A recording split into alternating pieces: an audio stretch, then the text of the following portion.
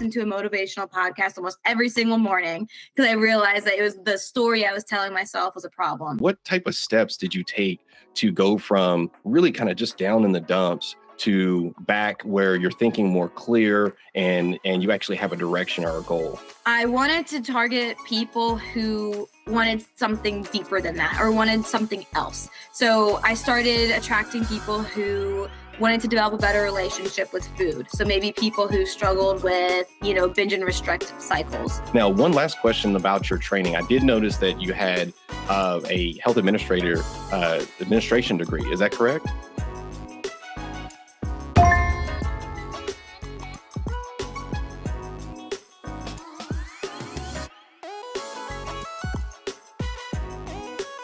Welcome back to Master Your Health. I'm Dr. J, and today I have the pleasure of speaking with Bianca Carbone of Blix Fitness. She's an online personal trainer, nutritionist, and accountability coach. She's earned her degree from Penn State University, and she's an expert in holistic hormone management for women.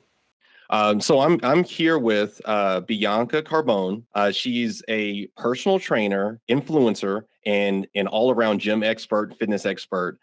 You have a health administrator background, you have fitness background, you have some training from England and Pennsylvania. So let's dive in and tell me, how did you get to this point in your life? So in high school, let me back up, but in high school, I was introduced to weightlifting from my brother.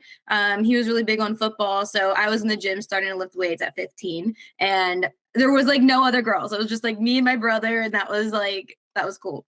But anyway, I started learning a little bit more about nutrition come senior year. It wasn't a big part in my health at all. I think just being my age and whatever, living at home, it wasn't that big of a deal. I still knew a little bit more about eating healthier proteins and whatnot, but it was very, very basic. So college comes and, the typical freshman, I gained 20, 30 pounds, and I broke out with the worst acne my whole life. And, I had a little bit of acne in high school, but nothing like what I experienced in college. I was depressed. I was, isolating myself socially because I was really insecure. And freshman year, I'm Googling universities in Florida because I'm in Pennsylvania. So the weather was crappy. It was dark. It was cold. I was overweight. I had acne everywhere. It was terrible. Okay. I was oversleeping my classes. When I realized after that first winter break home, it made me feel a little bit better. I'm a homebody. So coming back home made me feel and remember who I am, hometown. So I realized, okay, I need help. Saw a dermatologist. I went to the doctor, got myself, took care of my skin problem. I was on antibiotics. I learned a lot about mindset during that time. I listened to a motivational podcast almost every single morning because I realized that it was the story I was telling myself was a problem about my life. So worked on my mindset, worked on my self-motivators, why this is important to me, and I just overall got my schedule and routine back into place. So things are all nice and grand for a couple of years there. I was on antibiotics for 3 or so years. My confidence came back because my skin cleared up. I lost weight. I really honed in on macronutrients. I tried different diets. I did intermittent fasting. I did vegan. I did keto throughout the span of college. And then, a couple of years later, I started experiencing really bad brain fog and different women's health related problems. So that made me really deep dive into gut health and the problems with long-term use of antibiotics, what the healthy bacteria and gut microbiome mean to you and how that impacts your mental health. So through that way, I became inspired to learn more about that. So that led me to be macronutrient focused and now focus on micronutrients and gut microbiome. Then we're going to take it a step further. I started experiencing more menstrual health problems. So things like irregular cycles, ovarian cysts, acne kind of came and went, but really a lot of mood swings and things that don't have anything to do with your physique.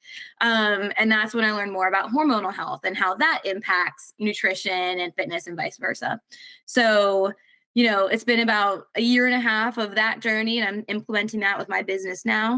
So Again, not the most concise speaker, but that's me in hopefully a nutshell. Okay, okay. No, thank you for taking us on that journey. So I wanted to step back to the point where you said, in college, you had that period of time where it sounded like it was pretty dark as far as, how you felt as a person. There's other people that are likely watching this and they may be in that position right now, or maybe they're trying to figure out how to get out of that position. What was the thing, or what type of steps did you take to go from really kind of just down in the dumps to back where you're thinking more clear and you actually have a direction or a goal? Yeah, I think I realized like first of all, I was always a very like energetic, healthy, happy person back in high school, and getting into college and having like a complete 180 and having like really dark thoughts, feeling really isolative. I I didn't really know what to do. And I think that was like the first eye opener of like adulthood, I suppose. I think like I'm very close to my family. I grew up, I'm very close to my roots. So being away from that, I think just really rattled me. And I felt like I Mm, didn't have a lot of support in that transition from home life and high school into college where you're on your own. You don't really have a team, you don't have a community, and it's your responsibility to build that for yourself. And I think that adjustment was really like a struggle for me. And then you couple that with having really bad acne, you're gaining weight, and you're not necessarily in the best physical condition as you once were. I think those insecurities, coupled with not having a community or like a friend that I could trust or confide in, it just got me into a hole, more or less. And because of that, and not having not being overseen by a parent or your family to wake you up in the morning, like just as a mm, safety net, that's gone. And you don't realize how impactful it is to have a community or a team until you don't have that anymore. So I think what made me realize that something had to change was that I just didn't feel like myself. And I knew that I was destined for more. I knew that who I was a couple months ago was attainable again. And I just had to figure it out just in this new perspective and like this next stage of life. So, I read I think the book I read that really opened my eyes was The Last Lecture. I can't remember who is the author of The Last Lecture, but that book, like, okay.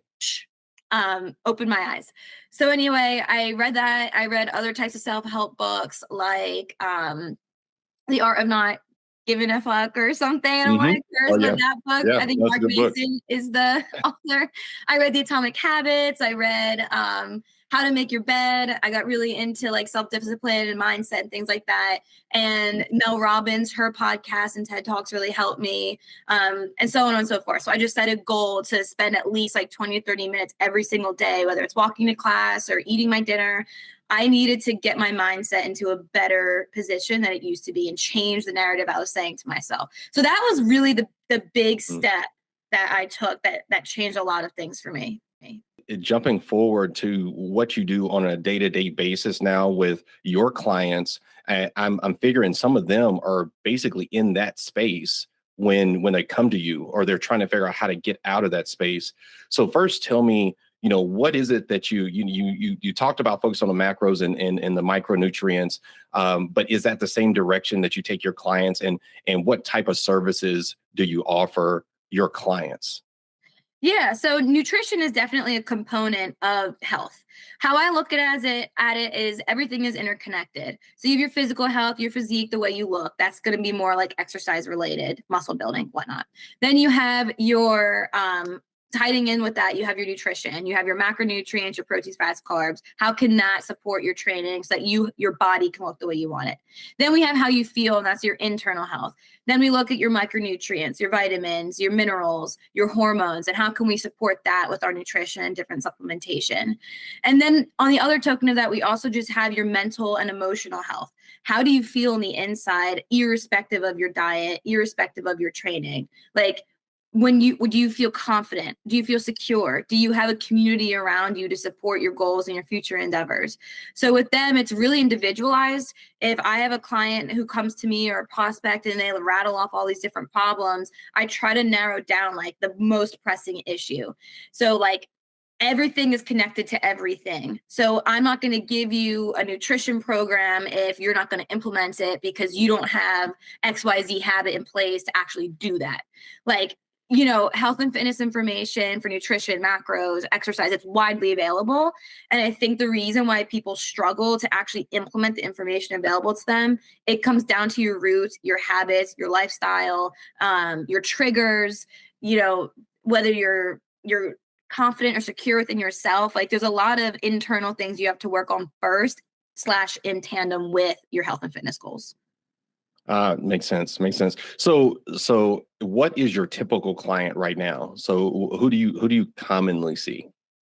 Yeah, great question. I'm also like kind of in the middle of a shift in my client base right now, but I'll just tell you the history. So starting off like for the first 3 years or so, including today, the typical client I would see is a male, average age, probably like 30 to 50 or so, some outliers on both ends. They come to me, they want to lose weight, they want to build muscle, and they overall want to get back into a general workout routine.